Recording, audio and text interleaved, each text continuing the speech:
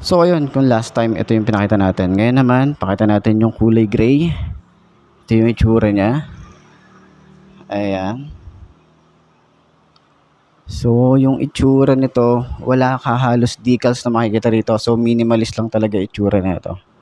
Ayan. So ito yung gray. Ito lang pinagkaiba nila. Yung kulay blue, ito yung gray. Meron din siyang gray dito. Part na to. And then kulay black na rin yun nandito. So dito naman kasi is meron siyang kulay blue dito sa side na to. Pero ito black na. Ayan. Dito sa side. So nandito yung pangalan, yung RM110CV. Tapos yung datingan niya, yung itsura, wala silang pinagbago. Pati upuan, wala silang binagong design. So ayan, ito pala yung itsura nung panel gauge niya. Ayan, napakaliit, 'di ba? Ang cute ng itsura nito. Napaka-cute. Ngayon lang ako nakita ng ganitong design ng ganitong motorcycle, no? So nandito yung kanyang panel gauge. Medyo kakaiba 'yon. So ayan nga, upright position, ganda ng itsura natin dito. Susi, ayan, ito nga pala choke. Dito nga pala sa side is yung kanyang high and low, signal light, busina. Ayan. So, hindi natin napakita ng last time pero ayun na nga. So, ayan, yung frame niya rito. Frame din. Tapos kung mayroon kayong mga gamit, pwede kayo maglagay dito. Kung babiyahe kayo ng medyo malayo, pwede kayo maglagay dito ng bag. Tapos dito sa likod. O kaya, pwede kayo maglagay dito ng mga saddle bag. Ayan. Pwede yan, diba? So, yung datingan ng ating foot pegs, itsura niya. Tapos nandito na nga yung chassis number Ayan. Kickstart, at least hindi nawawala yung kickstart para at least smooth lang yung ating biyahe, no? So meron din naman tayo electric starter dito. And then may hazard na rin to. Ayan. High and low. Ayan. On and off ng kanyang park light and headlight. Okay. Tapos kakaiba yung ating taillight dito. Ayan. So ikot ko rin kayo sa iba pa nilang motorcycle. So yun nga, kung last time itong pinakita natin kulay orange, ngayon naman pakita natin yung kulay yellow. Ayan. Ito yung design niya. Yellow yung kanyang front. Yung kanyang likod, kulay black naman. So dito rin kasi is orange and black. Then, pormahan ng ating, naganda ako dito sa kanyang windshield. Pwede nyo pang pataasan to 'di ba?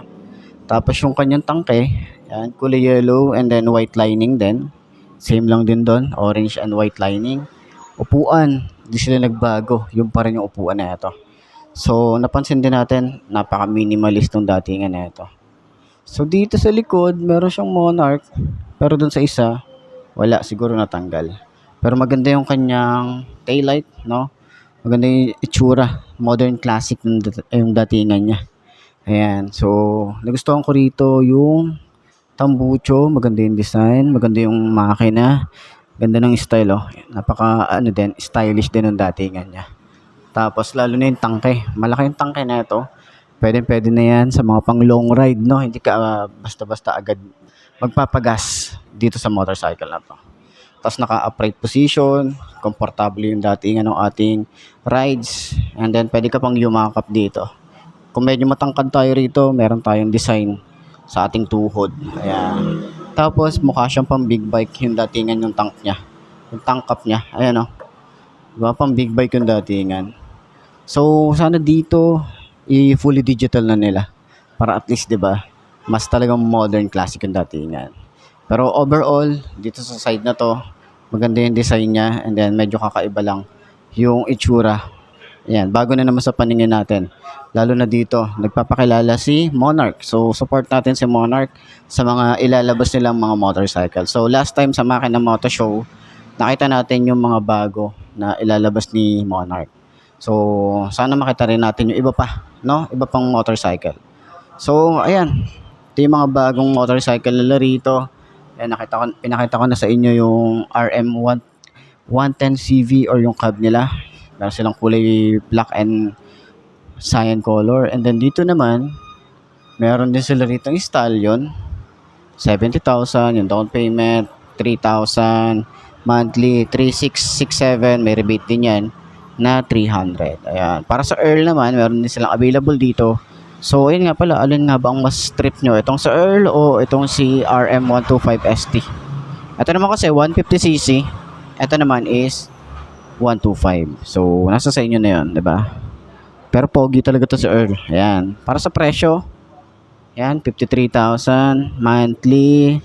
Down payment niya nga pala is 2,475. Ayan. Screenshot nyo na lang para at least mabilis tayo. Ayan. Meron din tayo ritong Hero.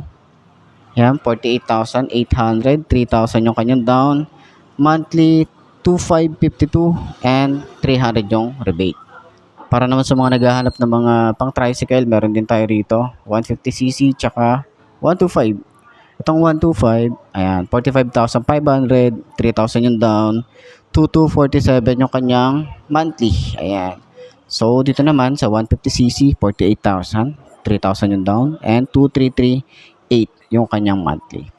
For 36 months yan. May rebate naman yan na 200. Okay, ayan, yung mga available unit dito.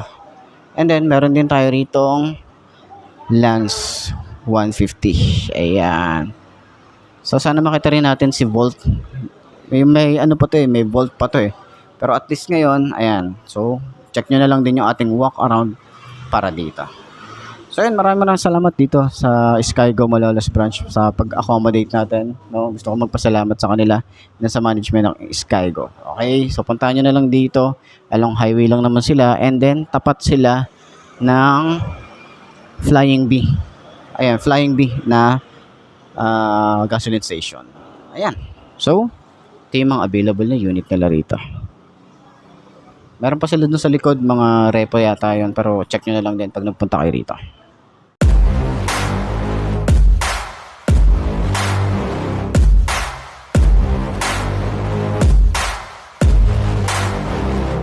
I like to get paid, that's why I work every day. I'll be making money till I'm in my grave. Don't care what they say, I'll buy time with my money.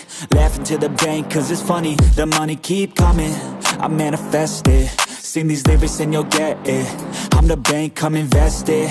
I attract and I have it. Money finds me attractive. I'm the type to make commas, turn a profit. I'm the boss, Willy Wonka, but it ain't chocolate. Yeah, I'm just being honest, I work for this shit. I'm usually modest, but this beat lit, so I'm going off thoughtless, talking my shit. Yeah, I'ma be the hottest designer in drip. I'm just coming with the rawness. I gotta admit that I'm usually modest, but I work hard for my shit. I'll do the work, yeah, I'll do it till it hurts. I'll invest in my future, I'll invest in the purse. I wanna be so rich, life